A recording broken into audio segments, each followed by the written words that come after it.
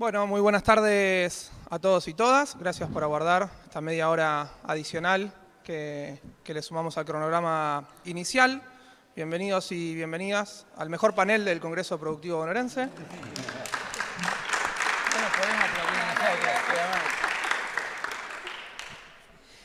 Me toca moderar la Mesa de Energía Bonaerense para el Desarrollo. En primer lugar, me presento. Mi nombre es Hernán Ugasián. Soy licenciado en Ciencias Ambientales de la Universidad de Buenos Aires. Y desde su creación, desde que se creó el Ministerio de Ambiente de la Provincia de Buenos Aires por decisión de Axel a principios del 2022, me toca ser director provincial de Transición Ecológica, acompañando a Dani Vilar, nuestra ministra de Ambiente.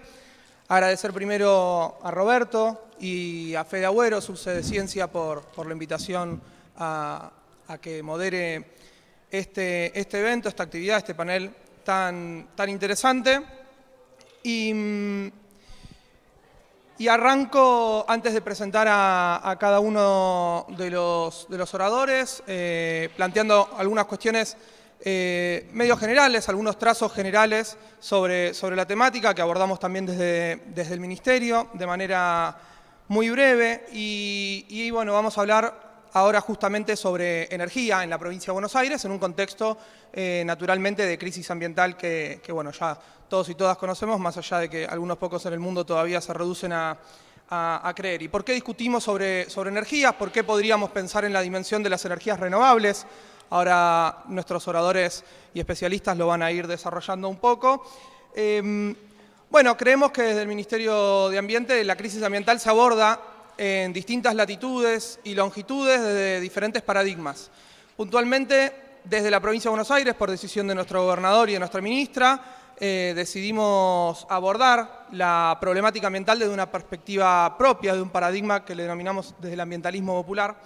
Y desde ahí, puntualmente, en materia energética, por ejemplo, pensamos en la transición energética no como un fin en sí mismo, sino como un medio, y probablemente pueda ser, y me parece que puede ser parte de la discusión en este panel, pero en el Congreso en general, un medio para el desarrollo de nuestra provincia, un vector, la energía pensada como un vector de desarrollo de nuestra Argentina. Muy brevemente, en este año y medio, 2 años y un poquito más de gestión de nuestro ministerio, estuvimos acompañando institucionalmente algunos ejemplos que grafican esto que mencionamos, un vector de desarrollo en materia tecnológica e innovación del sistema científico, también tan importante y tan prestigioso en nuestro país, como el caso, bueno, de la Comisión Nacional de Energía Atómica, del CONICET, de la experiencia que seguramente después nos cuente Roberto con la fabricación de baterías de litio, industria nacional, gracias a también una articulación entre nuestra Universidad Nacional de La Plata y en la gestión anterior de YPF. La energía como un vector de desarrollo en materia productiva y económica para llevar energía a esos lugares donde todavía cuesta agregar valor en origen, justamente por la falta de un servicio básico tan esencial. La energía como un vector y como una herramienta también para el arraigo y para el desarrollo territorial. Y con esto brevemente les quiero contar que quizás no todos están al tanto, pero desde nuestro ministerio también con mucha articulación y en conjunto con la Dirección General de Escuelas y con la Dirección Provincial de Energía, venimos trabajando en la instalación de paneles solares en todas las escuelas rurales de la provincia que no tengan acceso a la red eléctrica. Allá donde el mercado todavía no llega, bueno, creemos, y por decisión también de nuestro gobernador, y estamos convencidos de que tiene que suplir esa ausencia del mercado el Estado, con políticas públicas presentes, y en este caso usando una herramienta fundamental como las energías renovables, paneles solares de ultísima generación, para que esos pibes y pibas que tienen que elegir entre prender un ventilador, prender la luz del aula o de repente tener una heladera, bueno, tengan que poder y tengan la oportunidad también de acceder a una educación de calidad, promoviendo el desarrollo territorial en cada uno de nuestros rincones. Como un planteo general, es una posición ideológica de nuestro gobierno de la provincia y de nuestro ministerio, y en ese sentido, bueno, planteamos este panel, Energía Bonaerense para el Desarrollo, la provincia de Buenos Aires como faro de sustentabilidad, fuente de energía que sostengan un proceso de desarrollo inclusivo y ambientalmente sostenible. Y ahora sí, porque no me vinieron a escuchar a mí, quiero presentar primero, en primer lugar, a Gastón Gioni, que es licenciado en Sociología, fue subsecretario de Combustibles de la Secretaría de Energía de la Nación durante el periodo 2014 y 2015. Ejerció como gerente financiero y director de NARSA entre el 2012 y el 2014 y fue coordinador del Programa de Desarrollo Regional del Banco Nación entre el 2008 y el 2011. Desde el 2019 es nuestro subsecretario de Energía de la provincia de Buenos Aires. Gastón, muchas gracias. Hola, ¿qué tal? Buenas tardes a todas y todos. Primero agradecer a los organizadores. Ya esta es la segunda oportunidad en que estamos acá y vemos que es un nuevo éxito, así que Augusto Costa y todo el equipo, Federico y demás por habernos invitados. La verdad, el panel entero, con Roberto estuvimos incluso conversando un poco en la previa de la organización. Así que bueno, mi idea es, tenemos muy poco tiempo para desarrollar un montón de temas en sí, que podría ser sustentabilidad, matriz energética provincial, etc. Yo quería arrancar primero haciendo una breve descripción. Ojalá cuando hablamos de sostenible y sustentable, me parece que es ver sustentable y sostenible en qué sentido y cuál es el aporte que puede llegar a hacer la provincia de Buenos Aires en ese sentido. Lo que ven ahí atrás es un flujo, sería el balance energético de la provincia de Buenos Aires. Ahí está contenida la matriz energética provincial a modo de flujo. Nosotros el año pasado, en los últimos 2 años, estuvimos armando todo ese flujo. En la provincia no había, en Nación se había empezado a hacer, junto al Gobierno Nacional avanzamos. Tenemos ese primer flujo, que es 2019, porque es el que hicimos el año pasado. Este año lo presentamos. La idea es ahora que ya lo tenemos armado, ir actualizándolo. Pero ¿qué es la particularidad? ¿Qué es lo que nos dice ese flujo a nivel provincial? Si ustedes ven, arranca con el gas natural, lo que sería la energía primaria, después el gas natural y todos los que están abajo, plantas de gas, y es el procesamiento y lo que se va agregando hasta el final del ciclo. No me voy a poner a desarrollar porque hablar cada uno de los temas en particular nos podría llevar un buen rato, pero ¿cuál es la conclusión a la que quiero llegar con esto? Es la complejidad de ese flujo, de esa matriz. Habla del valor agregado y lo complejo que es la matriz energética provincial, y a nivel nacional vendría a ser muy similar. Es similar porque además el peso que tiene la provincia de Buenos Aires en ese sentido. Cómo tenemos cada uno de los eslabones o cada uno de los sectores le va agregando más valor agregado hasta llegar a residente, industria, en pérdidas y cada uno de los sectores. Eso habla de lo rico que es y lo lejos que estamos de ser un país y una provincia netamente primaria en materia energética, sino que todo lo que es la energía primaria va agregando valor en ese sentido. Y ahí vamos viendo cómo en cada uno de los sectores, ahí cuando se dice, esto explica un poco lo anterior, cuando se dice importador, exportador, ¿de qué estamos hablando? Obviamente, la provincia de Buenos Aires es importadora en términos de energía primaria, que es todo este punto de gas natural, petróleo, etcétera. Pero a medida que vamos pasando a los distintos eslabones, pasamos a ser exportadores. Claramente en energía secundaria ya somos exportadores porque todo lo que se procesa después va a nutrir al resto del país. En energía eléctrica somos importadores, pero esto tiene que ver además por la alta demanda que tenemos en nuestras industrias y demás, donde requerimos de energía del resto del país por el alto nivel de consumo. Gas distribuido por red, somos exportadores porque el gas llega con sus líquidos y demás a las refinerías de la provincia de Buenos Aires y después va al conjunto del país nuevamente como gas con valor agregado. Lo mismo los combustibles líquidos, donde nosotros tenemos concentrado gran porcentaje de lo que es las refinerías. Y lo mismo, biocombustibles importamos en gran parte, es lo que incorporamos principalmente el bioetanol y el biometano en el gasóleo y en la nafta. Entonces, y ahí está un poco cuál es el rol, cuál es la importancia de la provincia de Buenos Aires respecto a la nación. Cómo procesamos el 53% de la oferta interna, pero después ahí está el 76%. Nosotros el 76% del crudo que se produce en el país va a parar a nuestras refinerías de Ensenada, la de YPF, la de Dock Sud de Shell, la de Campana de Total y la de Transfigura ahí en Bahía Blanca. Y que por eso después se produce el 79% de la producción.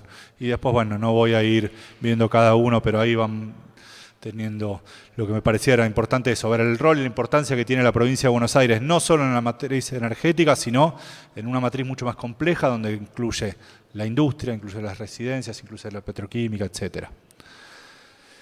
Y ahí está donde se ve cómo está diversificado. Acá está este cuadro, lo que muestra es la demanda. Y la demanda está diversificada. Tenemos, no en partes iguales, pero en todos tienen participación, transporte, energía, residencial. No energéticos, por ahí es la duda y siempre pregunta, ¿qué es el no energético? Es todo aquello... se me borró la palabra, pero estoy hablando del asfalto. Es, por ejemplo, el asfalto y todo aquello que va a la industria petroquímica, los que no son derivados energéticos, pero que vienen de insumos energéticos. Pero eso, asfalto era lo que no me salía. Bueno, esa es un poco la presentación que me interesaba para poner en dimensión a la provincia de Buenos Aires. Yo acá ya quiero empezar a reflexionar acerca de los problemas con los que nos encontramos. ¿Qué es lo que muestra ese mapa y qué es lo que muestra esa zona caliente? Claramente a nivel nacional, y la provincia de Buenos Aires no es una excepción, la provincia tiene un déficit en infraestructura eléctrica y energética en general. Ahí lo que vemos es cómo está la demanda concentrada permanentemente en un foco. ¿Qué es lo que pasa ahí? Ahí tenemos que ir necesariamente a lo que fue el proceso de privatizaciones.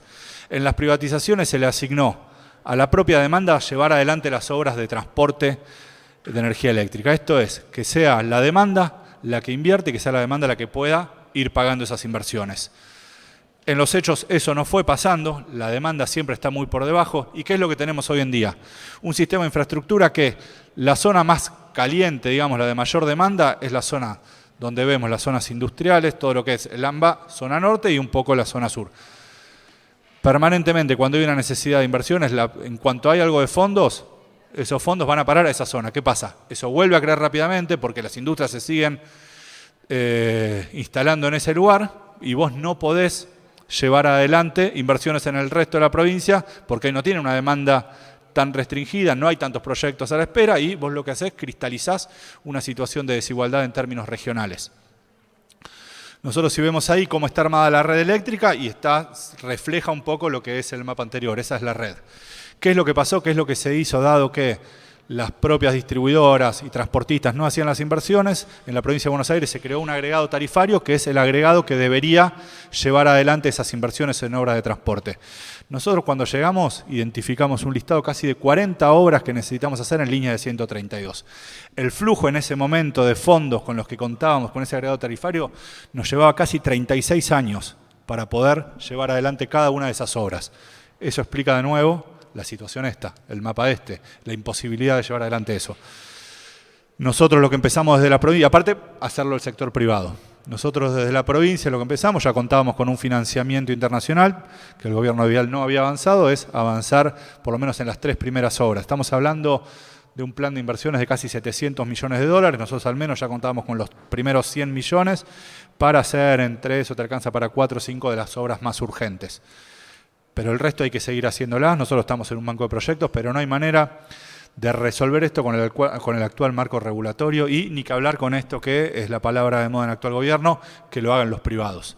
No hay manera que la provincia de Buenos Aires se pueda desarrollar su red de infraestructura eléctrica si dejamos depositado en el sector privado la posibilidad de llevar adelante estas obras.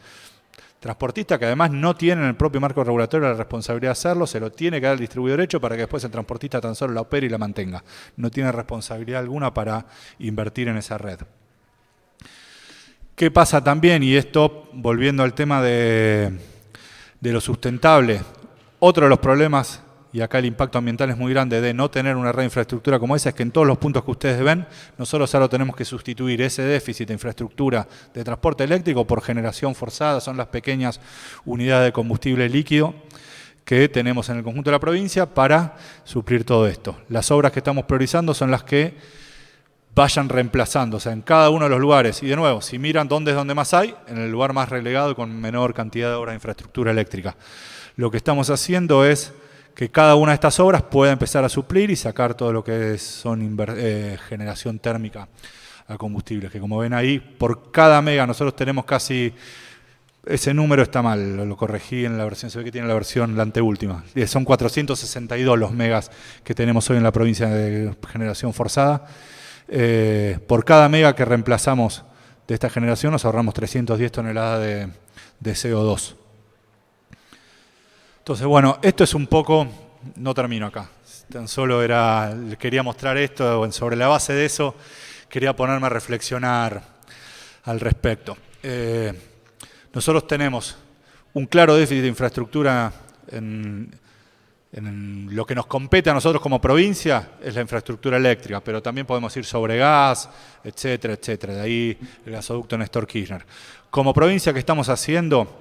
Además de estas grandes obras de infraestructura, nosotros estamos trabajando junto con el PROINGED en todo un programa de energía distribuida y renovable. Ya el año pasado, la provincia de Buenos Aires aprobó la ley de generación distribuida, estamos trabajando en ese sentido, trabajando en campañas, trabajando con el Banco Provincia en financiamiento, trabajando con producción y con agricultura para empezar a identificar ese tipo de proyectos.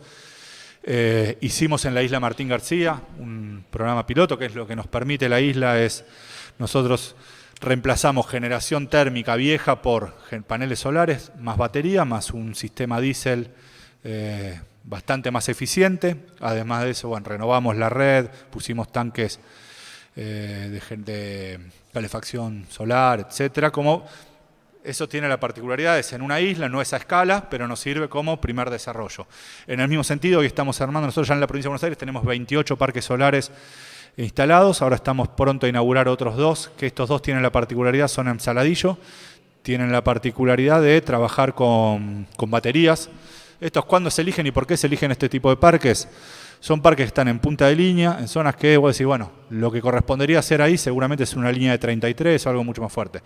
En las prioridades que tenemos hoy, y cuando vos ves el plan de obras, seguramente a un pueblo como este, miramos, tenés una lista enorme, o sea, la demanda hoy es enorme. Decimos, esto antes de 10, 15, 20, 30 años no va a llegar una línea de esa envergadura. Lo reemplazás con baterías. Nuestra idea en ese momento era empezar a trabajar, acá Roberto estaba en su momento en ITEC, era estas primeras baterías obviamente fueron importadas, empezar a trabajar en conjunto a la provincia de Buenos Aires con ITEC en ese sentido. No me voy a explayar, te lo voy a dejar a vos, pero bueno, era parte del objetivo que teníamos en ese sentido. Otras de las líneas que estamos trabajando y que es importante en este momento es la eficiencia energética. Me parece que en este contexto es fundamental porque hablamos mucho de infraestructura, hablamos de la oferta, pero me parece clave empezar a trabajar en ahorro energético porque es un ahorro para la industria. Ya estamos trabajando con el Ministerio de Producción, estamos trabajando con el Banco Provincia, lo mismo, empezar a financiar. No nos parece menor, no es solamente hablar de la fuente de energía para hablar de energía sustentable y sostenible, sino que tenemos que empezar a ver más en la demanda. Y por ahí, para ir cerrando, cuando hablamos de sostenibilidad, también estamos hablando de sostenibilidad en términos económicos, sociales y productivos. Entonces, si nosotros pensamos, y esta es una discusión que nos atraviesa profundamente hoy en día, pensamos, la provincia de Buenos Aires se dice, y el gobernador más una vez dijo, nosotros somos una provincia petrolera. Cuando nos hablamos como provincia petrolera estamos diciendo, lo que queremos discutir es cuál va a ser el destino de Vaca Muerta, si vamos a ir hacia un país o una provincia. Digo un país porque cuando hablamos de Vaca Muerta es para todo el país, con un perfil extractivista, o si vamos a ir a un país donde los recursos que salen de Vaca Muerta aportan a la industria, aportan a cada uno de los sectores, si estamos hablando de una industria de calidad, de empleo, con innovación tecnológica. ¿O qué? Entonces, hoy, donde el RIGI va absolutamente a contramano de cuáles eran nuestros planteos o nuestras necesidades, donde nosotros decíamos, y es más, el año pasado nosotros acompañamos como provincia de Buenos Aires la ley de promoción del GNL. Acá tenemos un compañero, Osvaldo, que fue parte del proyecto con YPF, donde sabemos, o sea, nosotros no negamos la necesidad y el perfil exportador que tiene que tener Vaca Muerta, pero eso no alcanza, o sea, eso tiene que ser en conjunto con el desarrollo de todo el país. El proyecto actual, el RIGI, no solamente, que es lo que más se dice, hace que no necesariamente que tengan que dejar $1, sino le dejan libre disponibilidad absolutamente a todos los dólares, no plantean ninguna necesidad de desarrollar tecnología y trabajo local, sino por el contrario, los dejan en desigualdad de condiciones a cualquier fabricante local para aportar a la industria hidrocarburífera. Entonces nosotros, el ejemplo claro, el gasoducto Néstor Kirchner. Cuando nosotros discutíamos el gasoducto, se hizo el primer tramo. Tratallén, Saliqueló. Ahora viene el tramo que va a recorrer la provincia de Buenos Aires. Nosotros lo que decimos es que el gas de Vaca Muerta tiene que llegar a los bonaerenses en primer lugar. Tiene que llegar a cada una de las localidades por donde se va a trazar ese gasoducto. Nosotros en la provincia tenemos infinitas localidades donde aún no existe el gas de red. Para esas zonas es donde tendría que estar el gasoducto. La potencialidad de Vaca Muerta es enorme, no es que con eso nos vamos a quedar sin gas de exportación. Es más, necesitamos un gas de exportación para que parte de la rentabilidad de ese gas se traslade a la industria, sea más competitiva, etcétera, etcétera. Lo mismo cuando estamos hablando del proyecto de GNL que queremos para la provincia de Buenos Aires, que queremos que sea en Bahía Blanca, porque creemos que ese era el lugar correcto. Y no es una mera idea. Nosotros venimos hace 2 años conversando con YPF cómo va a ser la instalación. Cuando ahora vienen con que tiene que ser en la provincia de Río Negro o en aquellas provincias donde adheramos al RIGI, no nos tenemos que dejar amedrentar por una extorsión. El RIGI no exige ninguna adhesión por parte de la provincia de Buenos Aires. El RIGI son derechos y exenciones que lamentablemente le dio el gobierno nacional, y con nosotros YPF, Petronas ya venía conversando los beneficios que sean acordes, donde nos sentamos en una mesa y decimos, bueno, ok, ustedes se van a llevar parte de los recursos naturales, ¿qué es lo que queda para la provincia de Buenos Aires? Porque desde que asumió el gobernador, nosotros queremos una provincia, y fue lo primero que se dijo, una provincia productiva y pujante. Y eso va a ser con los recursos naturales, pero con recursos que agreguen valor, empleo, trabajo de calidad para cada uno de los bonaerenses. Así que eso era todo, no sé cómo estoy de tiempo, pero me parece que ya estamos. Gracias.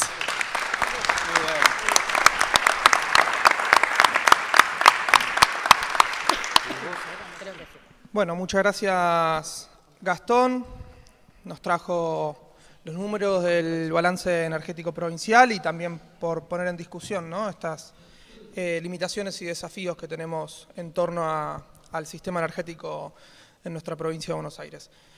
Ahora vamos a darle la palabra a Natalia Stanquevicius, técnica universitaria en aplicaciones nucleares, licenciada en tecnología nuclear, con su tesis en curso, de la Universidad Nacional de Rosario, trabajadora del Centro Atómico de Ezeiza, de la Comisión Nacional de Energía Atómica desde el año 2007, ejerció diversos puestos de dirección.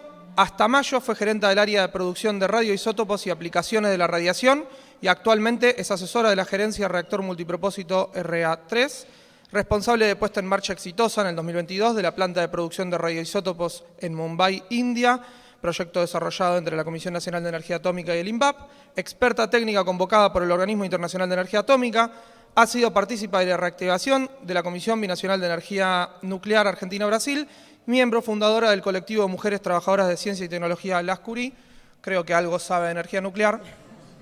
Vamos a darle la palabra a Natalia, gracias. Bueno, hola, buenas tardes a todos. Es un orgullo para mí poder estar en el día de hoy acá. Le agradezco a Roberto, le agradezco también a Federico la invitación y bueno, también a Gastón, con quien hemos intercambiado en estos días. Primero que todo quiero decir, Argentina es un país nuclear, somos un país nuclear y tenemos que tener orgullo de esa situación. No solo por la capacidad tecnológica que tenemos, sino por lo que implica a nivel regional. Tanto Argentina como Brasil, a lo largo de la historia, han tenido autonomía tecnológica a lo largo de su ciclo de combustible y varias cosas que ahora vamos a desarrollar, y eso nos ubica a nivel regional, no solo para exportar tecnología, sino para también poder hacer colaboración técnica con el resto de los países de Latinoamérica. No me parece algo menor y lo quiero traer sobre la mesa. Bueno, es importante destacar que la Argentina ha adoptado distintas regulaciones en el marco internacional y lo que nos hace fuerte dentro del sector nuclear es el ecosistema nuclear con el que trabajamos. Como pueden ver, actualmente el presidente del Organismo Internacional de Energía Atómica, que es Rafael Grossi, es un argentino.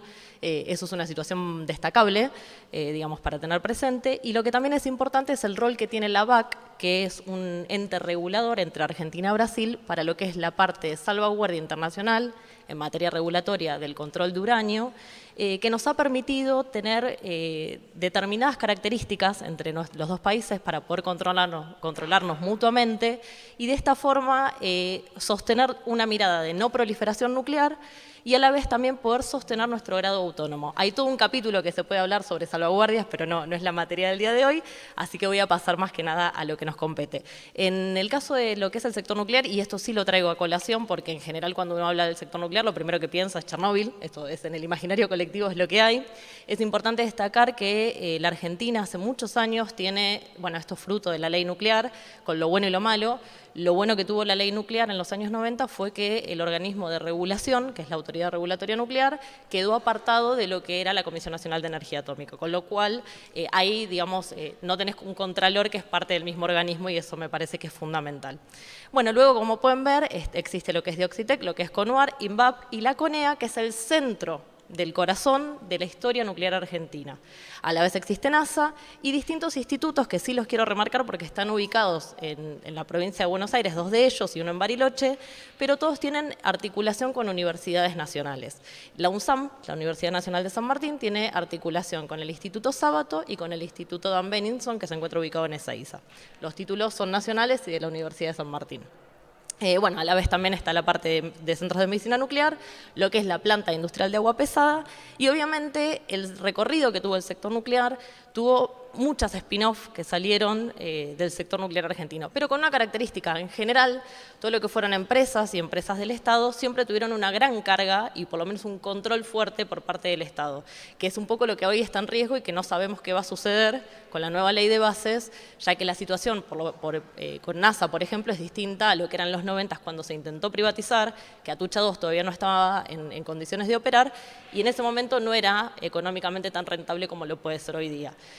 No me quiero olvidar de decir algo que sí es importante a nivel internacional. Los países que han desarrollado energía nuclear desde sus estados, o sea, han construido reactores, no privatizaron esos reactores. Sí hay otras experiencias donde la construcción del reactor fue privada y la explotación fue privada en materia de energía, pero destaco esto, que no existe a nivel internacional historias en las cuales el Estado haya invertido en la construcción de un reactor para energía y luego lo haya privatizado.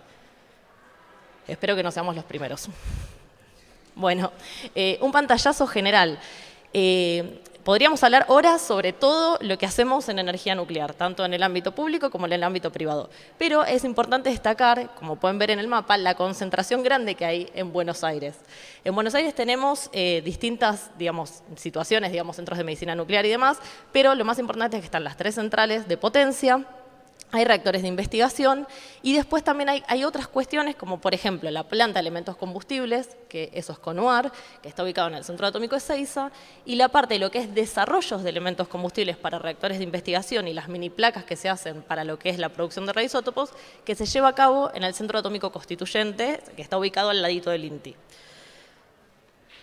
Bueno, como pueden ver tenemos un enorme recorrido en materia tecnológica que nos ha permitido ser exitosos. Lo que es destacable es que cuando se crea el primer reactor, que es el RA1, la Argentina toma la decisión de no comprar un proyecto llave en mano, sino que decide incrementar su capacidad y aprender sobre la fabricación de reactores. Y eso no es casual. Eso, desde 1950 que se creó la comisión, acuérdense que al comienzo habían vendido la idea de que íbamos a lograr la fusión nuclear, la fusión todavía al día de hoy no está descubierta, fuimos por el camino de la fisión y en el camino de la fisión este primer recorrido con el RA1 hizo un antes y un después en la historia nuclear argentina. Y no es casual, a raíz de ese reactor, como pueden ver ahí, se fueron desarrollando distintos reactores de investigación, pero lo más importante es que terminamos teniendo reactores de potencia. A la vez, en la parte de abajo pueden ver proyectos de exportación, como fue a Perú, el primer reactor que se exportó a Perú, esa exportación fue solo de la CONEA, no fue hecha con INVAP, y luego el resto de los proyectos ya fueron en vinculación entre CONEA e INVAP. Muy ¿qué es lo importante a destacar con respecto a las centrales, ¿no? Digamos, hay algo que sí es muy importante decir, es la decisión que se tomó. Cuando se decide qué tipo de central iba a tener la Argentina, se decide en su momento ir por reactores del tipo PHWR, que son reactores que están con uranio natural y agua pesada. Eso no es menor. ¿Y por qué lo traigo a colación? Porque la planta industrial de agua pesada durante el gobierno macrista fue detenida y es el día de hoy que se está trabajando muy fuerte para lograr la puesta en marcha. Espero que nuevamente no se detenga ese proyecto porque la realidad es que, primero, que el agua pesada la necesitamos y segundo, que hay un montón de proyectos de exportación de agua pesada porque en el mundo se está necesitando agua pesada. Aquello que parecía que no iba a tener nicho de exportación, hoy lo tiene. O sea, no solo lo necesitamos nosotros, sino que hay una gran capacidad para exportar agua pesada. Bueno, algo importante también con respecto a Atucha 1 es que tuvimos la capacidad de hacer la extensión de vida del reactor. Esto no es poca cosa, es tener capacidad acumulada en el país para lograr que una central que operó durante 50 años opere 20 años más. Como saben ustedes, la inversión que hay en un reactor al comienzo es muy fuerte, luego la energía, digamos, no voy a meterme yo en costos porque ahí seguro que pierdo, van a ser mejores ustedes, pero la realidad es que la energía nuclear es una energía de base, sostenible, y que una vez que está hecha la primera inversión inicial, después poder sostener esa energía es conveniente para todos los países que lo tienen. De hecho, hace un ratito hablábamos, en el mundo hay un montón de proyectos para generar nuevos reactores. España está yendo a contramano, imitando un poco la historia de Alemania, y la verdad que fue un error. O sea, Alemania durante el último tiempo tuvo que importar gas porque no tenía cómo autoabastecerse en materia energética. Tenemos también embalse, voy a ser muy rápido, embalse es otro tipo de reactor, es un tipo CANDU. Este reactor lo que tiene es que también nos permite producir cobalto 60. Cobalto 60 se usa para aplicaciones industriales, para aplicaciones médicas, y actualmente también hay otro proyecto que acá lo voy a hacer como con algunos paréntesis porque hay que ver si lo terminamos de generar o no, imitando a un reactor que hay en Canadá, que también es tipo CANDU, donde producen lutecio 177, que es un isótopo médico de mucho valor agregado que se está tratando también de producir en Argentina. Con respecto a Tucha 2, ustedes saben que hubo una parada el año pasado porque hubo un desperfecto, y creo que es otro de los puntos donde podemos ver la capacidad técnica que tiene la Argentina en materia de energía nuclear. La reparación fue exitosa. Expertos internacionales decían que esta reparación iba a llevar muchísimo tiempo y lo lograron resolver, si no me equivoco, en 3 meses. O sea, la verdad fue muy exitoso ese proceso y hoy tenemos a Tucha 2 operativa y entregando energía para todos. Bueno, ¿qué es importante destacar? ¿Por qué la energía nuclear es tan viable en nuestro país? Porque tenemos el ciclo del combustible nuclear, de punta a punta. Y esto fue una visión estratégica que se concibió en los años 50. Sábato también fue parte de esto. Digamos, esta visión de poder tener un ciclo entero donde vos no tenés dependencia económica para importar los combustibles es parte fundamental de nuestra historia nuclear. Hoy, lamentablemente, sí importamos el uranio. Ustedes saben que hay minería de uranio, pero la minería de uranio en el país fue detenida en los años 90 y bueno, todavía hay una compulsa con las distintas provincias para poder reactivar esos proyectos. Bueno, como pueden ver, las compañías asociadas que se crearon en el sector nuclear salieron del corazón de la CONEA y luego, a lo largo de los años, se crearon empresas tales como INVAP, CONUAR, FAE, ENSI, Nucleoeléctrica y Dioxitec. No sé si las conocen de nombre, pero bueno, principalmente INVAP hace toda la parte de lo que es servicios de ingeniería, CONUAR fabrica los elementos combustibles para los reactores de potencia, FAE hace toda la parte de laminación y fabricaciones especiales, ENSI la parte de agua pesada, Nucleoeléctrica Argentina es la operadora de las centrales de potencia y Dioxitec es la que produce el dióxido de uranio que se utiliza en nuestros combustibles nucleares. Como pueden ver en la parte de abajo, todas tienen componente del Estado Nacional. La CONEA, en la mayoría de ellos, tiene participación no accionaria o dentro de los directorios. Bueno, algo importante también a destacar dentro de lo que es Provincia de Buenos Aires es el desarrollo de un reactor modular pequeño, capaz que lo escucharon nombrar, que es el CAREM. Esto es un proyecto que viene hace muchísimos años. Destaco que durante la gestión de la doctora Adriana Serkis, que dejó funciones hace poquito, avanzó muchísimo la obra civil. Me lamento que en este momento, bueno, está bajo revisión el proyecto, se ha ralentizado también la inversión y que si bien entiendo que no se va a frenar el proyecto, creo que es otra vez este vaivén que tenemos sobre proyectos que deberían ser de interés público y que todos tendríamos que saber que se sigue llevando adelante sin importar los cambios políticos y las decisiones. Claramente hay presiones internacionales que condicionan el éxito de este proyecto. ¿Cuál es la idea del CAREM 25? Generar un prototipo. Con el prototipo después uno puede escalar. Hay idas y vueltas sobre si la ingeniería está bien, está mal y demás. La realidad es que es un prototipo. O sea, uno en un prototipo invierte, pero también puede haber aciertos y desaciertos que uno después corrige para escalarlo, ¿no? Obviamente. ¿Cuál es la ventaja de un CAREM? No voy a entrar en detalles técnicos, pero es un reactor que es modular, que permite integrar componentes, o sea, uno lo construye y después lo puede integrar en el lugar. Y además de esto, particularmente en el CAREM, tiene el 70% de los componentes fabricados en Argentina. Esto no es menor. Trabajo para la UOCRA, para la UOM, para un montón de rubros específicos que encima generan trabajadores altamente calificados, porque soldaduras en el sector nuclear tienen que ser altamente calificadas. Bueno, así sucesivamente todo, ¿no? El tipo de la metalografía, el metal, todo, bueno, todo tiene un valor agregado que va, o sea, no es solo crear el reactor, sino todo lo que deja atrás para el conjunto de los trabajadores. Y para nuestra industria, ¿no? Obviamente. Bueno, importante destacar, me quiero parar acá sí, en por qué la energía nuclear es parte de nuestro futuro, porque es una energía limpia. Y, a ver, el mundo está virando a fortificar su energía nuclear. Obviamente, la duda va a ser qué pasa con los elementos combustibles, digamos, gastados, qué pasa con los residuos. Bueno, la Argentina y sobre todo la CONEA, por la ley nuclear, tiene la obligación de gestionar sus residuos radiactivos desde el principio hasta el final. Es para hablar largo y tendido, pero sí creo que contribuye a la transición energética. Y además el Acuerdo de París nos obliga a ponerlo al menos en agenda y tener que discutirlo.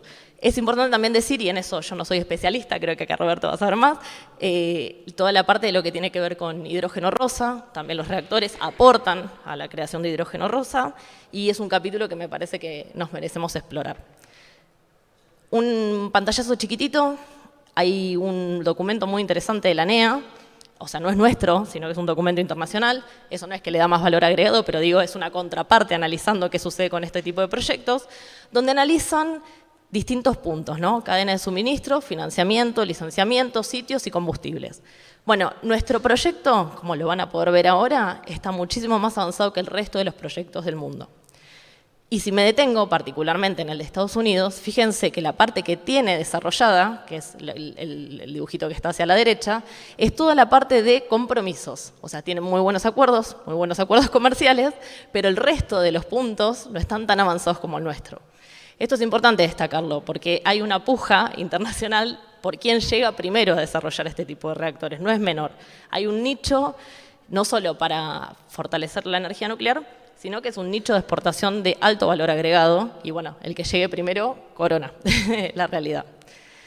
Bueno, esto lo paso muy rápido, pero es un análisis que hizo la doctora Serki juntos con todo el equipo del CAREM, con YPF, en su momento durante su gestión, principalmente para poder, hacer un análisis concreto realmente de viabilidad.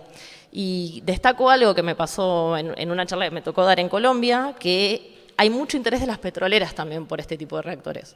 En lugares donde quizás es muy difícil llegar con energía, con generadores, bueno, los CAREM podrían ser una solución. Digo, industria con industria, ¿no? O sea, si se llega a unir petróleo y nuclear, creo que es un nicho muy interesante.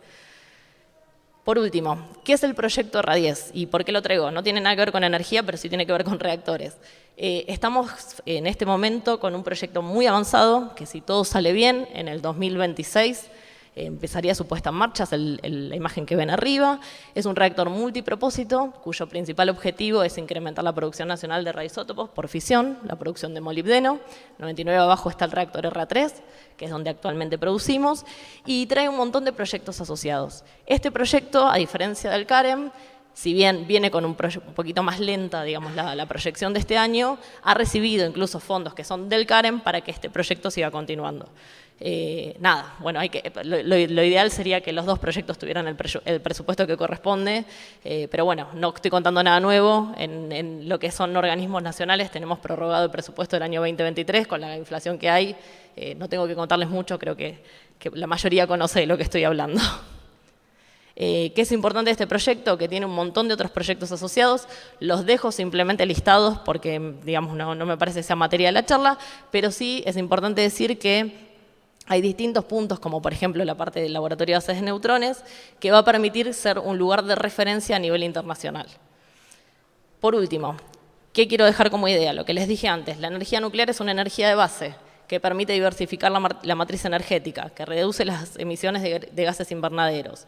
El mundo avanza para construir más reactores. De vuelta, hay hoy en operación 437 reactores y 56 reactores nuevos en construcción. Los proyectos del sector nuclear, CAREN, RA10, otros tienen una ventana de oportunidad. O sea, si uno no llega a tiempo, el negocio, y no quiero hablar de negocios en sí mismo, sino negocio incluso para nosotros, digamos, carece de sentido. Bueno, el CAREN tuvo vaivenes todo el tiempo. Esperemos que nuevamente las decisiones de política de Estado actual no generen que haya otra merma y sobre todo con lo más importante que es lo que viene ahora, que los trabajadores son el corazón del sector nuclear. Creo que esto pasa en todos los ámbitos de ciencia y técnica en general. Retener hoy trabajadores calificados con bajos sueldos es muy difícil y sobre todo, y quiero hacer una mención, repudio enérgicamente la represión que existió ayer en el INTI, me parece una atrocidad y que bajo ningún concepto una medida de gobierno puede pasarse a los palos, ¿no? Me parece que es algo terrible. Bueno, y por último, bueno, gracias.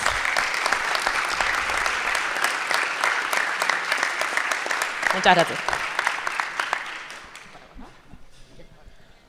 Bueno, muchas gracias Natalia, la verdad completísimo el detalle sobre todo nuestro sistema nuclear argentino y toda la potencia que tiene, ¿no? Un ejemplo claro de la potencia que tiene el sistema científico-tecnológico de nuestro país y también una de las grandes herencias, otra de las grandes herencias de las políticas del primer gobierno de Perón allá hace 70 años, todavía seguimos siendo una referencia mundial en la materia. Pasamos a presentar a Patricio Donato. Él es doctor en electrónica por la Universidad de Alcalá, España, e ingeniero electrónico egresado de la Universidad Nacional de la Patagonia San Juan Bosco. Actualmente es investigador independiente del CONICET, profesor asociado en la Universidad Nacional de Mar del Plata y es miembro del Instituto de Investigaciones Científicas y Tecnológicas en Electrónica. Gracias, Patricio. Bueno, gracias por la presentación. Buenas tardes. Bueno, también quiero empezar agradeciendo a la organización por la invitación al evento, por este espacio. Y bueno, no les traje una presentación porque no pude encontrar ninguna donde no tuviera fórmulas, así que dije voy a ir a algo más que sea más divulgativo.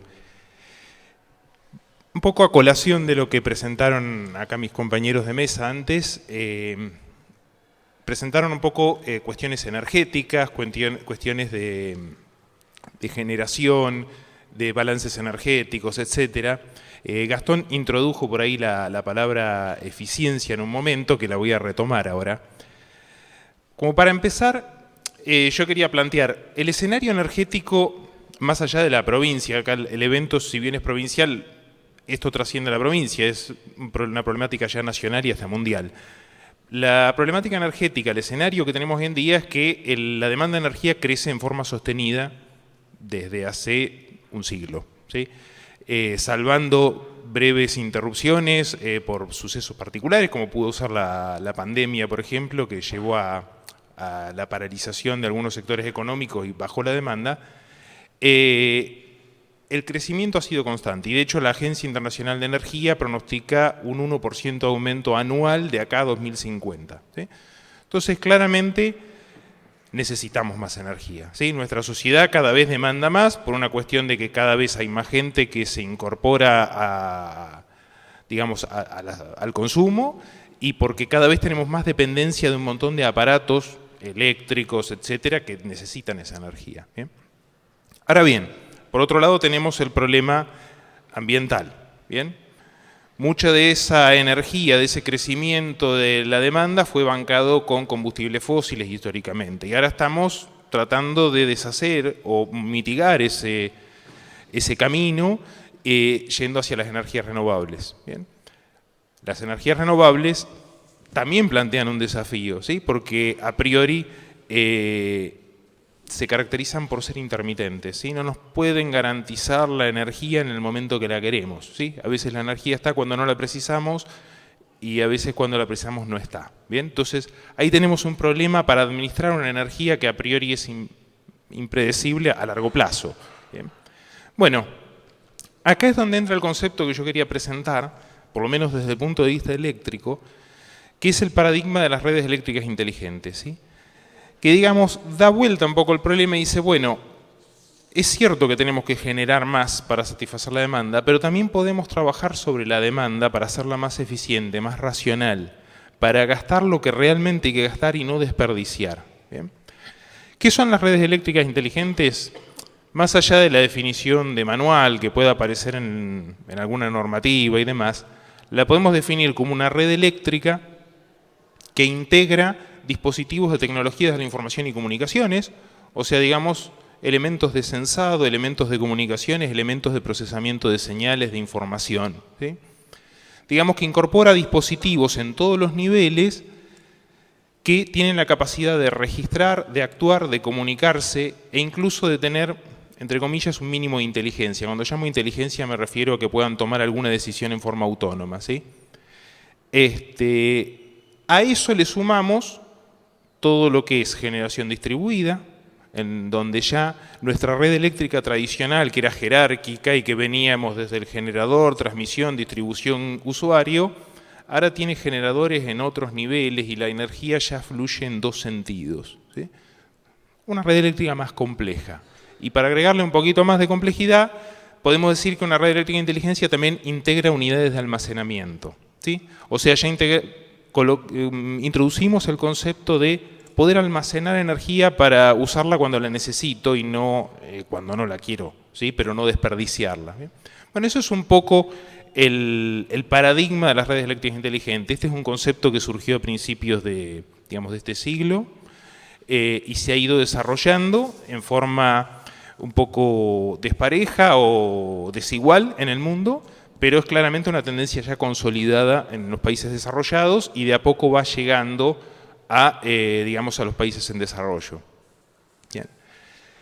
¿Cómo empiezan? Ya les digo, en general, si analizamos casos de Europa, de Estados Unidos, de Oriente, vamos a ver que hay distintas estrategias, pero la forma por la que entran los proyectos estos de redes eléctricas inteligentes en general es a través de los denominados medidores inteligentes. ¿Bien? Es el primer paso, ¿sí? el primer ladrillo que hay que colocar. ¿Qué es un medidor inteligente? Bueno, pensemos un poco lo que seguro la mayoría de nosotros todavía tenemos en el pilar de nuestras casas, que es un viejo medidor electromecánico con los numeritos que van pasando así, rodando, ¿sí? Ese medidor muy básico que hemos usado durante un siglo proporciona muy poca información, ¿sí? La única información que proporciona es una energía acumulada, ¿sí? Viene la persona, toma el estado, dice consumiste tanto, viene dentro de 2 meses, toma y saca la diferencia, consumiste tanto otro. No sirve más allá que para los efectos de facturar, no nos proporciona ninguna otra información. Un medidor inteligente ya es un dispositivo electrónico moderno, donde la medición del consumo se hace en tiempo real o cuasi real, ¿sí? O sea, cada 5 minutos, 10 minutos, media hora, 1 hora, pero digamos en ese rango, y lo informa directamente a un centro de gestión, a un concentrador, a la distribuidora, a la cooperativa, o incluso al mismo cliente, donde el mismo cliente por ahí tiene acceso a saber qué es lo que está consumiendo en tiempo real, saber qué está pasando con su consumo, qué es lo que está haciendo. ¿Bien? A partir de la instalación de este tipo de dispositivos, claro, se abre un abanico de nuevas funcionalidades que antes no existían, ¿sí? A priori, un poco para relacionarlo con algo que había comentado por ahí Gastón, con el tema de generación distribuida, ahora la provincia está asociada a la ley de generación distribuida, o sea, cualquiera de nosotros, cumpliendo los requisitos técnicos, puede agarrar, poner un panel fotovoltaico en su casa e inyectar energía a la red. Bueno, claramente ahí necesitamos un medidor inteligente, porque necesitamos un dispositivo que en tiempo real sepa si yo le estoy vendiendo energía a la red, si yo estoy tomando energía de la red, si estoy haciendo un balance, que pueda calcular si me tienen que pagar a mí o yo tengo que pagar, o sea, todo eso lo necesito en tiempo real. Claramente la generación distribuida necesita de estos medidores, ¿bien? Ni hablar si introducimos después el concepto de almacenamiento, ¿sí? Donde ahí ya se va a hacer más complejo y claramente los vamos a necesitar. Después claramente tiene una utilidad, como les decía, para el mismo cliente. Yo, cualquiera de nosotros como cliente, poder acceder, mirar lo que estoy consumiendo en este momento, poder ver si hay algo anormal, ¿sí? Detectar comportamientos raros, ¿sí? Por mirar y decir, bueno, ¿por qué hoy consumí tanto si ayer consumía menos? Poder detectar si tengo algún problema en mi propia red interna, ¿sí? O sea, es más información que juega a favor del cliente. Después tiene otras utilidades, por ahí un poco más técnicas, pero para el lado de las distribuidoras les permite llevar adelante un control de pérdidas mucho más eficientes. Hoy en día hay una serie de pérdidas en el sistema de distribución que según el caso puede llegar hasta un 14, un 15% o incluso más. Y algunas son pérdidas de tipo más bien técnicos, pero otras pueden ser lo que llaman las pérdidas no técnicas, que son por básicamente lo que se llama fraude, hurto de energía, ¿sí? Energía no facturada. Bueno, todo eso con dispositivos que informen en tiempo real es mucho más fácil controlarlo, ¿sí? Y esa energía que por ahí se pierde o que no se factura se puede de cierta manera ingresar al circuito. ¿Bien? Entonces, esto es un poco la base de estas redes inteligentes. También podemos hablar de gestión de la demanda, donde ya hay, bueno, empieza a jugar otros modelos de negocios donde el cliente puede negociar, digamos, con el proveedor su capacidad de modificar el consumo, ¿sí? Entonces, la distribuidora o cooperativa le paga o bonifica a la persona en función de que me bajes el consumo en el horario pico, porque necesito que descargar la red. Bueno, todo eso entra de la órbita dentro de las redes eléctricas inteligentes. Fíjense que acá no les estoy hablando de generar más, sino de jugar del lado del consumo, de la demanda, de ver cómo hacerla más eficiente. ¿Bien? Después también aparecen conceptos como las centrales eléctricas virtuales, ¿no? O sea, por ejemplo, en esta mesa cada uno de nosotros pone sus paneles solares en la casa y después armamos en forma virtual una red y vendemos o compramos energía en bloque a pesar de que físicamente estamos todos separados, ¿sí? O sea, se abre un abanico de oportunidades muy interesantes. Hoy en día el estado de situación de estas redes, ya les digo, en los países desarrollados hay mucho avance. En los países de la Unión Europea o en Estados Unidos, en China, se han logrado grados de instalación de medidores inteligentes muy elevados. Hay países donde ya se tiene el 100% de la población con medidores inteligentes, como puede ser el caso de Italia, de Suecia, de España. Perdón.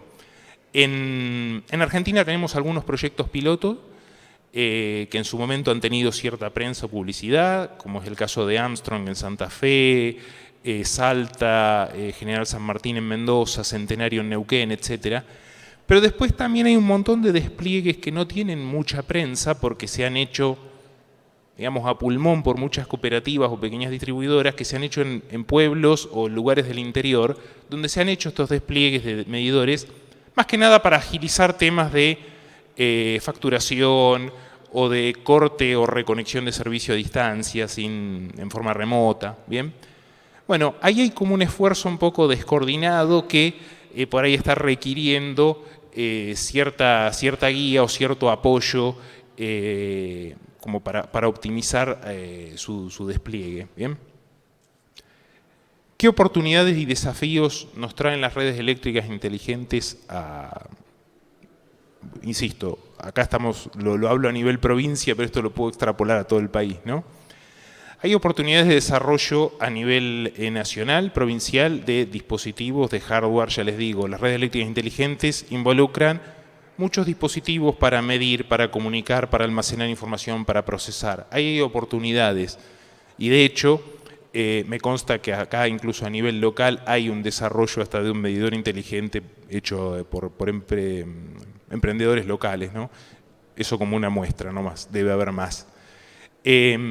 Oportunidades de desarrollo en software, todo lo que sea procesamiento de información, almacenamiento, seguridad de la información. Ahora tenemos que transmitir datos que son sensibles, porque yo no quiero que mis datos de facturación los lea cualquiera, ¿sí? Quiero que sean privados. Entonces ahí hay mucho para trabajar, ¿bien? Y bueno, como para redondear un poco y no aburrirlos con este tema, 3 cositas nomás. Esto ya empezó a nivel mundial, empezó ya hace más de 10 años y se espera que de acá a finales de esta década en la mayoría de los países desarrollados ya esté totalmente consolidado el proceso de transformación de las redes convencionales en redes inteligentes, ¿sí? Es un tren que está pasando y que hay que subirse. Después, una frase que siempre traigo a colación es que lo que no se mide no se puede mejorar, ¿sí? No podemos mejorar nuestra eficiencia energética o cómo consumimos la energía si no la medimos, ¿sí? Entonces, es necesario tener medición ubicua, exacta y en tiempo real. Bien. Y por último, la transición de las redes convencionales a las redes inteligentes, yo creo que es inevitable, ¿sí? Por cuestiones tecnológicas y económicas a largo plazo. Sería bueno poder subirse antes y no demorarlas, porque igual, temprano o tarde, vamos a tener que subirnos a este tren tecnológico. Bueno, eso era lo que quería contarles. Muchas gracias por su atención.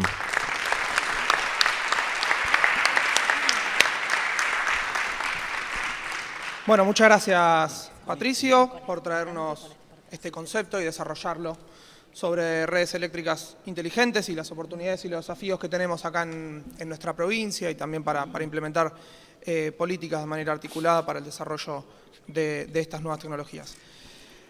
Por último, vamos a invitar a tomar la palabra a Roberto Salvarezza.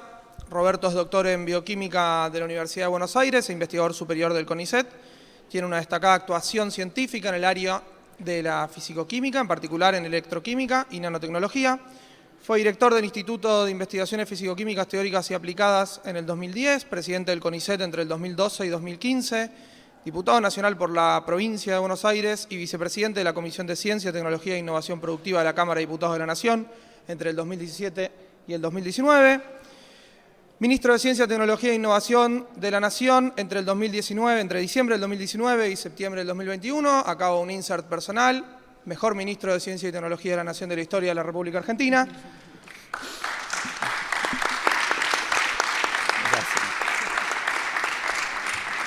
Hasta diciembre del 2023 se desempeñó como presidente de los directorios de YPF Tecnología y TEC y de YPF Litio y actualmente es el presidente de la SIC, la Comisión de Investigaciones Científicas de nuestra provincia de Buenos Aires. Roberto, gracias y tu momento. Buenas tardes a todos y todas. Bueno, la verdad que agradecer la presentación y los elogios. Quería charlar con ustedes sobre este tema de la transición energética, los desafíos y oportunidades que presenta para la Argentina y en particular en la provincia de Buenos Aires. Hacerlo un poco integrando parte de los conceptos que ya fueron vertidos, ¿no? El primer punto que tal vez hay que mirar y que analizar rápidamente es el tema de si realmente estamos en una transición energética y por qué. Bueno, en primer lugar, y aquí no hace falta que ustedes lean el texto, está simplemente para mostrar, básicamente hoy en día estamos en una crisis climática, y esa crisis climática trae aparejado otras crisis, por ejemplo la crisis alimentaria que está habiendo. Hoy ya se habla de sindemia, porque es la conjunción de varias situaciones que implican crisis simultáneas. Pero la crisis climática está detrás de esto, a pesar de que haya funcionarios de mucha importancia en nuestro país que creen que la crisis climática no existe. Y por otro lado, que esa crisis climática afecta a nuestro país, está presente en nuestro país. Ustedes pueden ahí ver un mapa de vulnerabilidades y amenazas, donde hablamos de estrés hídrico, alta frecuencia de precipitaciones, potencial de crisis del agua, retroceso de caudales de medios en ríos de la cuenca del Plata, aumento del nivel del mar, retroceso de glaciares. Bueno, temas sobre cobertura forestal, ecosistemas áridos, o sea, estamos amenazados. La Argentina tiene claramente vulnerabilidades y tiene amenazas. Entonces, lo primero que tenemos que reconocer es que estamos en una situación de cambio climático y ese cambio climático trae aparejados problemas en todo el mundo y la Argentina no está lejos de esos problemas. El segundo punto que tenemos que ver es que ¿cuál es la situación de Argentina frente a esta situación de cambio climático? En primer lugar, la Argentina se obligó a informar de qué acciones va a tomar frente a este escenario, y eso lo hizo con los acuerdos de París. Posteriormente, en el 2020, tuvo un compromiso de no exceder los 350 megatoneladas de dióxido de carbono equivalente para el año 2030. Y en el 2021, el año siguiente, no me pregunten por qué, pero en ese momento el ministro decidió reducir un poquito más la meta a 349. Básicamente Argentina aparece en el ranking de los países que emiten dióxido de carbono, y sobre todo cuando uno lo hace per cápita, porque si lo hacen globalmente, realmente el peso es mucho menor, pero la verdad que, por ejemplo, atribuirle a la India una enorme contaminación, cuando uno lo reduce per cápita, porque tiene que sostener una población enorme, entonces resulta que el efecto que por habitante que tenemos de emisiones de dióxido de carbono se relativiza. Y Argentina tiene una población relativamente pequeña, entonces nuestras emisiones son importantes. Y ahí podemos ver el peso que tiene la energía, claramente, o por ejemplo la agricultura, que es otro tema que podemos preguntarnos por qué, el uso de la tierra, el tema de los fertilizantes, la generación de dióxido de nitrógeno, que es dióxido de dinitrógeno, disculpen ustedes, que es 400 veces más contaminante que el dióxido de carbono. Y ahí tenemos, piensen ustedes que cada tonelada de urea que se consume en el campo implica una tonelada, en puerta de fábrica de urea, de una tonelada de dióxido de carbono. Entonces, la agricultura también genera emisiones equivalentes de gases de efecto invernadero. Y por supuesto la energía está presente en esta ecuación. Rápidamente, comentar también que el Ministerio de Ambiente está cerrando, me decía que Hernán va a dar a conocer cuál es el inventario de la provincia, un dato fundamental, no solo para mirarnos globalmente, sino también para vernos en contexto de las otras provincias, cuáles son nuestras emisiones, y tener en cuenta también que tenemos la provincia más poblada. Tenemos el PBI más alto, pero también tenemos lo que es la población también más importante de la Argentina, que eso también va a pesar en ese momento. En el mundo existen dos segmentos en los cuales se ha trabajado o se trabaja fundamentalmente para reducir estas emisiones de gases de efecto invernadero. Hay muchos, pero básicamente hay dos que son importantes. Uno es el tema de la generación de energía eléctrica y el otro tema es el transporte. Esto es a nivel mundial. Ahí tenemos dos nichos donde ustedes habrán escuchado, habrán visto que el mundo trabaja rápidamente. Y eso lo hace en el tema de la generación de energía eléctrica a través de lo que denominamos energías limpias y de lo que es la electromovilidad, o sea, transformar el transporte que hoy en día se hace con combustibles fósiles, transformarlo rápidamente en un sistema de movilidad eléctrica. Ahora bien, en el escenario de transición, tengamos en cuenta que el gas es fundamental.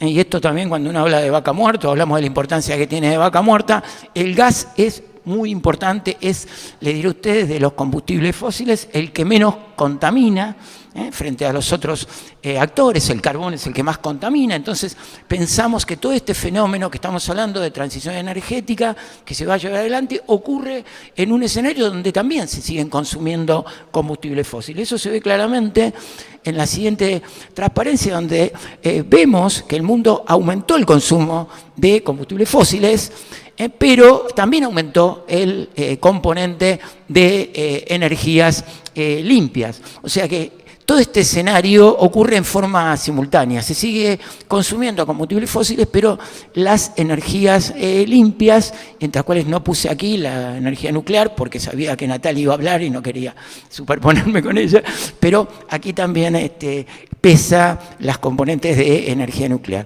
Lo importante para destacar es que, por ejemplo, la provincia de Buenos Aires, me decía dato de Gastón, que estamos en el orden del 1,4 gigawatt, creo, 2024, de generación de energía renovable, y es la más importante de la Argentina. De los 5 gigawatt que hay instalados, la provincia tiene la generación más importante, y el 70%, que el 80% creo que está en el orden de 39%.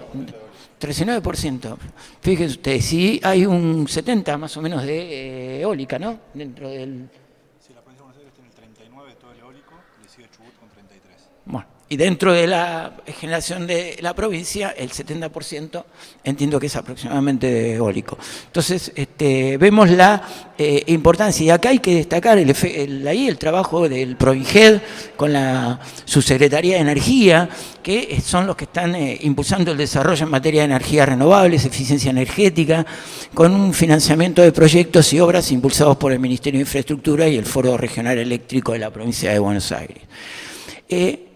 Otro punto interesante es el tema de la electromovilidad y qué pasa en nuestro país.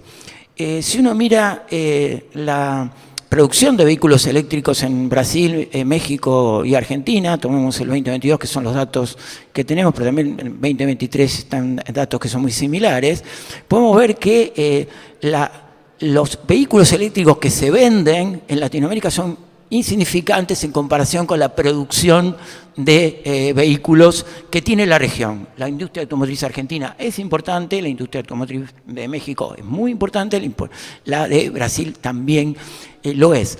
Y la penetración todavía de vehículos eléctricos es baja. es baja en esta Latinoamérica. Tener en cuenta, sin embargo, que hay compromisos que ha asumido la Argentina, que ha asumido Brasil y que ha asumido México. Por ejemplo, la Argentina debería tener en el 2030 el 2% de todo su parque de vehículos eléctricos. México estaba en el orden del 19%. Los mexicanos dicen que nos van a pasar del 5% con suerte. Pero le digo, son compromisos asumidos. El 9%, por ejemplo, de Brasil, todos los vehículos deberían ser eléctricos. Son compromisos que no se van a poder cumplir, pero implican que hay un camino hacia los vehículos eléctricos también en Latinoamérica. Importante, en México y en Brasil se están instalando fábricas de vehículos eléctricos. En Brasil, BYD compró la planta de Ford, que está en Bahía, y está instalando una planta de autobuses en Manaus, igual que una Gigafactory de baterías. En México, BMW, en el centro en la zona central de México, está instalando una fábrica también de vehículos eléctricos y una Gigafactory de baterías también para poder movilizar esos vehículos eléctricos. Entonces, tenemos que preguntarnos también desde el lado de la provincia de Buenos Aires, ¿no? Que tenemos 6 de las 11 terminales de vehículos, todas a combustión. ¿Cuál va a ser la estrategia que va a adoptar en general la industria automotriz argentina y en particular la bonaerense? Acá hay una enorme preocupación de los gremios, tanto de la UON como de ESMATA, sobre lo que va a pasar con la industria automotriz. ¿Cómo vamos a enfrentar la penetración de los vehículos eléctricos? ¿Qué pérdida de mercado vamos a tener en una industria automotriz argentina que, por ejemplo, ubica el 65% de su producción en Brasil, donde va a haber plantas, ya BYD va a instalar las plantas de vehículos eléctricos? Entonces, estos son desafíos que necesariamente acompañan a este escenario de transición energética. Voy a acelerar para no... pensar que hay 40.000 empleos en la provincia de Buenos Aires relacionados con las terminales y hay 600 autopartistas también. Así que hay todo un desafío. Los vehículos eléctricos requieren muchísimos menos componentes que los vehículos a combustión. Rápidamente, otro problema es, como se mencionaba acá, que las energías renovables son intermitentes, necesitamos capacidad de almacenamiento.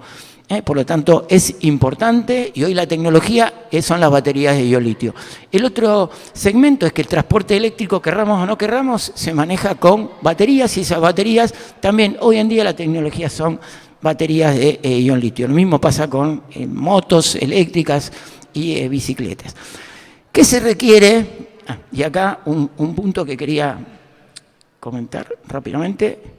Acá, estos cambios de matriz energética que estamos viendo, tanto en lo que se refiere a la generación de energía eléctrica, como lo que hace a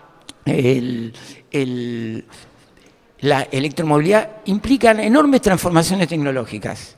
Enormes transformaciones. Se cambia prácticamente todas las tecnologías que nosotros tenemos y pensamos, desde los combustibles fósiles hasta el transporte. Hay una enorme transformación. Esa transformación requiere varios elementos. Uno de ellos es financiamiento. El otro tema es la disponibilidad de materiales críticos para esa transformación. Por eso hay tantas disputas por los recursos que tienen los países. Y, por supuesto, también se necesita recursos humanos calificados. Rápidamente, requerimientos de materiales críticos. Se requiere distintos materiales que están puestos a la izquierda. Se requiere acero, cobre, aluminio, zinc, manganeso, litio, níquel, cobalto, grafito, etcétera, etcétera, tierras raras.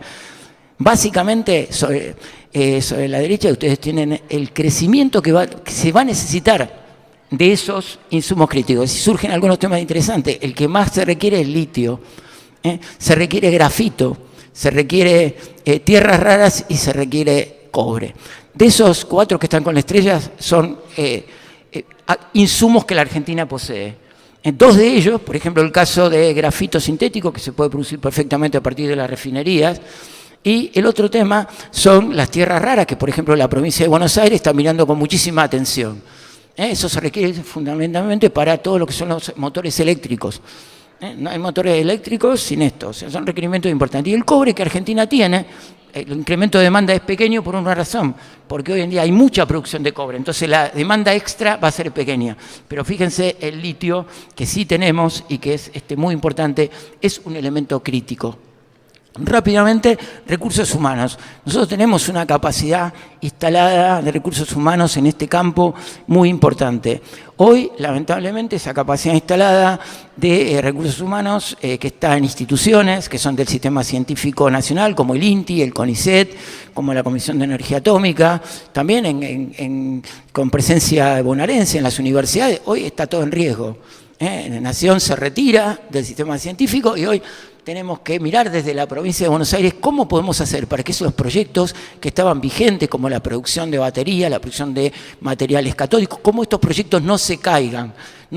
Esto estamos pensando, estamos trabajando en la generación de un clúster de trabajo que implique I+D, donde estén presentes las universidades, los organismos de ciencia, un núcleo donde esté los que tienen capacidad de producir y financiar, donde están el PROINGED, la Secretaría la Subsecretaría de Energía de la Provincia de Buenos Aires, la Subsecretaría de Ciencia y Tecnología, la ONLP y la Comisión de Investigaciones, que pueden proveer de elementos. Acá se avanzó en la construcción de vehículos eléctricos, inclusive ustedes habrán visto el tema del retrofit de colectivos que llevó adelante la Universidad de La Plata, la planta de producción de celdas de batería, y por supuesto conectado esto ya con una escala piloto y productiva, conectado a las empresas, ¿no? Conectado ya a las pymes, cooperativas y empresas que sí son quienes van finalmente a producir. Pero la escala intermedia productiva es importante. Todo este complejo lo estamos tratando de diseñar ahora para sostener toda la actividad que se ha hecho en la provincia de Buenos Aires. Un punto más, y ya estoy terminando, es esto, ¿no? Argentina, fíjense que figura sobre la izquierda en el puesto por debajo de lo que es la media mundial de producción de gases de efecto invernadero, ¿no? Ahí está el promedio del mundo en 5,2, hablo de per cápita, y Argentina está por debajo. Sin embargo, el financiamiento no aparece, ¿no es cierto? En la COP27 se hablaba de poner en marcha el enorme financiamiento que está disponible de los países desarrollados y que tendría que estar para apostar en esa transformación energética. Nosotros somos realmente más acreedores que deudores en cuanto al cambio climático y a la crisis climática. Si ustedes miran, acaso he hecho un trabajo muy interesante de Carbon Brief, donde miran quiénes son realmente los responsables, si uno mira el espacio de 1850, donde hay datos verificables, hasta el presente, ¿quiénes más han emitido? Fíjense ustedes que Estados Unidos, que la Unión Europea, más el Reino Unido, si tomamos la parte colonial, porque muchas veces tomamos Australia y miramos a Australia pero como un país, pero sin embargo tuvo toda una etapa colonial, o miramos Canadá, o miramos África, ¿no? Entonces vemos las responsabilidades están ahí, están en Estados Unidos, están en la Unión Europea, están en China, están en Rusia, están en el Reino Unido, obviamente como por eso se pone el gráfico juntamente con la Unión Europea. La verdad que el financiamiento tendría que salir de ahí. Han contaminado durante centenares de años, chicos, dejen y vengan y ayuden a esta transformación energética y que ayuden a tener esta transformación hacia este mundo más limpio que queremos, pero ellos han ensuciado mucho más que nosotros. Finalmente, oportunidades, y acá cierro. Acá veo muchas oportunidades desde el punto de vista de la Argentina. Tenemos el tema de lo que hace a los temas mineros, el desarrollo minero del litio en la puna argentina. Hacerlo siempre con la mirada ambiental, por eso necesitamos recursos humanos, ciencia, pensando en cómo se hacen estas cosas. Ahí tenemos todos los emprendimientos que se están llevando adelante, la mayoría extranjeros, y que si no se controla esto va a terminar siendo una exportación de carbonato de litio para decarbonizar el norte y no para que tengamos un futuro más limpio. Ahí también podemos pensar en el no argentino, podemos pensar también en hacer producción de materiales catódicos, porque no solamente hay que industrializar lo que son la provincia de Buenos Aires, sino que tenemos también mirar lo que se puede hacer en el norte de nuestro país. Y por supuesto, de lo que es el segmento de fabricación de baterías, baterías y aplicaciones, yo veo ahí la provincia de Buenos Aires como una enorme oportunidad, ya sea desarrollando una estrategia para el desarrollo de vehículos eléctricos, la fabricación de celdas, ensamblado y reciclado de baterías, retrofit de automotores, el desarrollo de motores eléctricos, torres de componentes, que la Argentina, torres de molinos eólicos, acá muy importante en la provincia de Buenos Aires, todo el equipamiento de paneles solares, equipamiento de infraestructura de carga. Piensen que hoy ya se están desarrollando los corredores eléctricos en todo lo que es el corredor atlántico de Buenos Aires a Mar del Plata. Ya todas las empresas, no solamente YPF, está poniendo cargadores eléctricos, y también en lo que es la Ruta 9 que va hacia Rosario y Córdoba. Así que hay oportunidades para las pymes, hay oportunidades para las cooperativas, hay oportunidades para el sistema científico, para estar en la tecnología. Nadie viene a invertir, y eso se lo digo porque es una discusión que hemos tenido con empresas extranjeras que quieren venir a la Argentina a apostar, pero cuidado, no lo hacen si no están los recursos humanos. Nadie viene a poner acá una empresa si no tiene profesionales capacitados, si no tiene I+D, si no tiene universidades. Entonces, es fundamental esto, y eso es lo que nosotros tenemos que defender acá, en territorio bonaerense, ante el abandono del gobierno nacional de este sistema de ciencia. Ya tendremos oportunidades de volver a construir una Argentina mejor. Bueno, muchas gracias.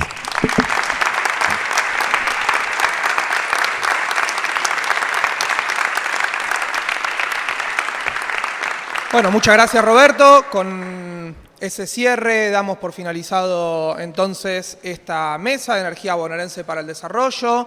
Agradecemos en primer lugar a todos y todas ustedes por haberse sumado a participar a este panel. En segundo lugar, a nuestros oradores por también habernos desarrollado cada uno de los temas con los que estuvimos trabajando en la jornada del día de hoy.